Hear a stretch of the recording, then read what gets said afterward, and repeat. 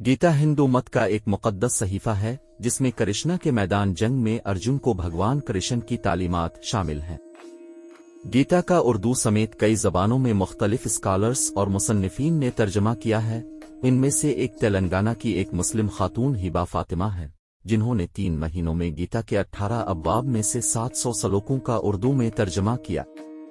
उसने भगवद गीता और कुरान के दरमियान मुमासलत के उन्वान से एक किताब भी लिखी, जिसमें उसने दोनों सहीफों की 500 आयात का मवाजना किया।